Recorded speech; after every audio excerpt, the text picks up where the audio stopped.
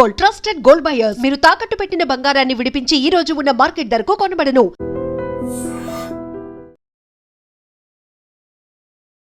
నమస్తే, welcome to I dream talking point with Kavitha.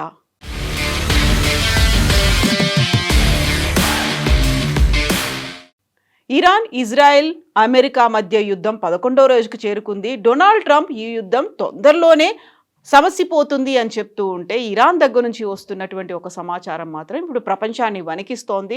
Iran sleeper సెల్స్ని activate చేసింది అనేటువంటి ఒక మాట అదే అమెరికా మీడియా ఇప్పుడు బయటి ప్రపంచానికి గుర్తు చేస్తోంది. పశ్చిమాసియా రణక్షేత్రంలో గంట గంటకు మారుతున్నటువంటి పరిణామాలు ఇప్పుడు ప్రపంచాన్ని ఉత్కంఠకు గురి చేస్తున్నాయి.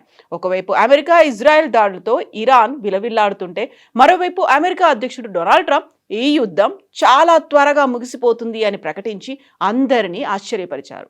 ఇరాన్ నౌకాదళం, వాయుసేన పూర్తిగా ధ్వంసమయ్యాయని, వారి సైనిక శక్తి ఇప్పుడు శూన్యమని ట్రంప్ ధీమా వ్యక్తం చేస్తున్నారు.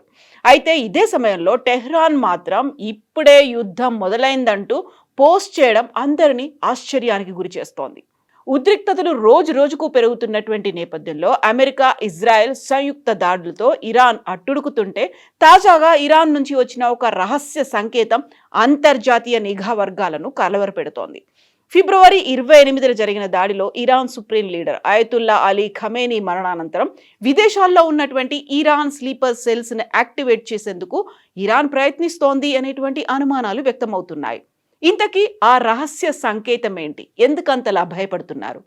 అమెరికా నిఘా సంస్థలు ఇరాన్ నుంచి ఉద్భవించినట్లుగా భావిస్తున్న కొన్ని ఎన్క్రిప్టెడ్ కమ్యూనికేషన్లను గుర్తించాయి.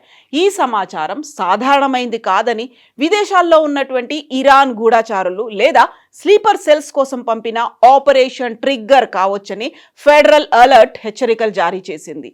ఈ సందేశాలు ఇంటర్నెట్ లేదా మొబైల్ నెట్వర్క్లను ఉపయోగించకుండా పంపడం గమనార్హం. దీనివల్ల ఇవి ఎటువంటి డిజిటల్ గుర్తులు అంటే డిజిటల్ ఫుట్ ప్రింట్లు వదలకుండా చేరవేసేలా రూపొందించారు. అయితే యుద్ధం కొనసాగుతోంది అనేటువంటి సంకేతం దీనివల్ల వచ్చిందని అర్థమవుతోంది అనేటువంటి వార్తలు వస్తున్నాయి.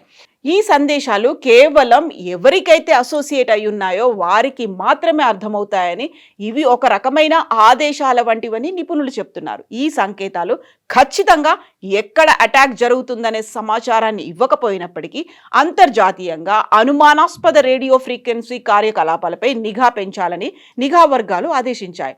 ఖమేనీ మరణించినప్పటికీ యుద్ధం ఏమాత్రం తగ్గలేదు. 11వ రోజు కూడా కొనసాగుతోంది. ఇజ్రాయెల్ తాజాగా ఇరాన్ రాజధాని టెహ్రాన్, బీరూట్లలో హిజ్బుల్లా స్థావరాలపై దాడులను కొనసాగిస్తూ వస్తోంది.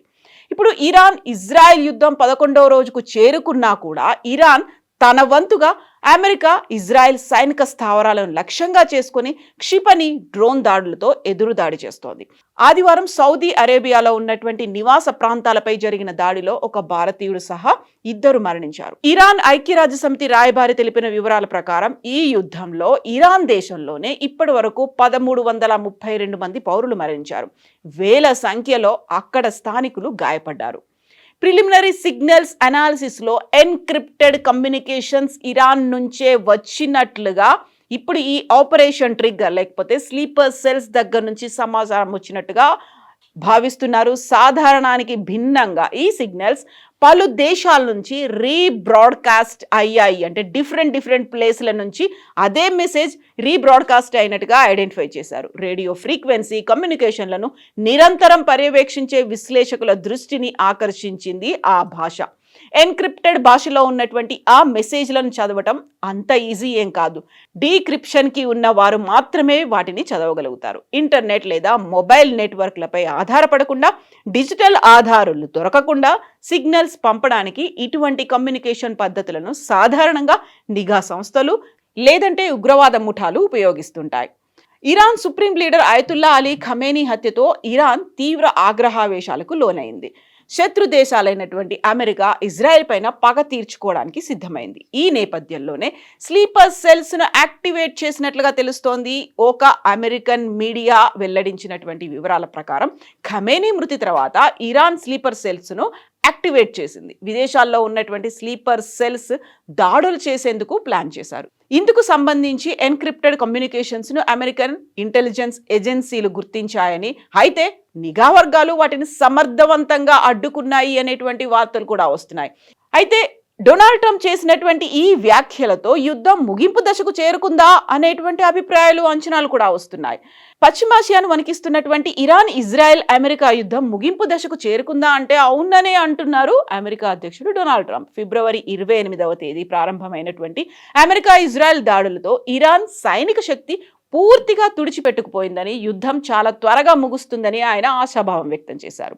ఫ్లోరిడాలో ఉన్నటువంటి డోరెల్ నేషనల్ గోల్ఫ్ క్లబ్, ఇది డొనాల్డ్ ట్రంప్ కి సొంత గోల్ఫ్ క్లబ్. అక్కడ జరిగినటువంటి మీడియా సమావేశంలో ట్రంప్ ఈ కీలక వ్యాఖ్యలు చేశారు. ఇరాన్ వద్ద ఏమీ మిగల్లేదు, తమ 11 రోజుల యుద్ధంతో అంతా కంప్లీట్ అయిపోయింది అనేటువంటి మాటని ట్రంప్ అన్నారు. ఇరాన్ సైనిక సామర్థ్యంపై ట్రంప్ స్పందించారు. వారి వద్ద ఇప్పుడు ఏమీ మిగల్లేదు, నౌకాదళం లేదు, కమ్యూనికేషన్ వ్యవస్థ ధ్వంసమైంది, వాయుసేన ఉనికి కోల్పోయింది, చివరికి డ్రోన్ల తయారీ కేంద్రాలు కూడా నేలమట్టమయ్యాయి. సైనిక పరంగా చూస్తే ఇరాన్ చేతులెత్తేసింది అనే మాట ట్రంప్ ఉపయోగించారు. మొదట్లో ఈ యుద్ధం 4-5 వారాల పాటు కొనసాగుతుందని ట్రంప్ అంచనా వేశారు. ఇక రక్షణ శాఖ మంత్రి అయితే సెప్టెంబర్ దాకా కొనసాగుతుంది అని చెప్పినప్పటికీ కూడా చాలా ముందుగానే లక్ష్యాలను చేరుకున్నామని ట్రంప్ అంటున్నారు. ఈ ప్రకటన వెలువడిన వెంటనే అంతర్జాతీయ స్టాక్ మార్కెట్లు లాభాల్లోకి వెళ్తే చమురు ధరల్లో కొంత స్థిరత్వం కనిపించింది.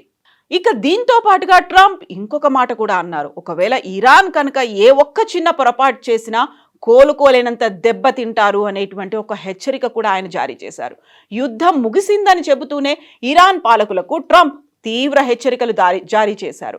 ప్రపంచ ఆర్థిక వ్యవస్థకు కీలకమైన హర్మూజ్ జలసంధి ద్వారా చమురు సరఫరాను అడ్డుకోవాలని చూస్తే ఊహించని స్థాయిలో దాడులుంటాయని హెచ్చరించారు.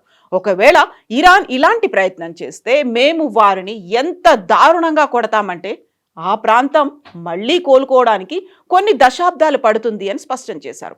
ఇరాన్ విద్యుత్ గ్రిడ్ వంటి కీలక లక్ష్యాలను తాము తదుపరి దాడుల కోసం సిద్ధంగా ఉంచామని ఒక బాంబు కూడా పేల్చారు. అంటే ఇరాన్లో ఉన్నటువంటి న్యూక్లియర్ ప్లాంట్లే టార్గెట్గా తమ భవిష్యత్ ప్రణాళిక ఉండబోతోంది అని ట్రంప్ చెప్తున్నారు.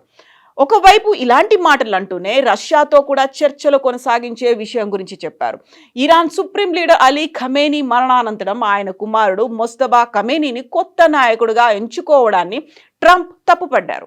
ఇరాన్ ప్రజలే తమ నాయకుడిని ఎంచుకోవాలని, వెనిజులా తరహాలోనే అక్కడ కూడా అంతర్గత మార్పు రావాలని ఆయన కోరుకుంటున్నట్లుగా చెప్పారు.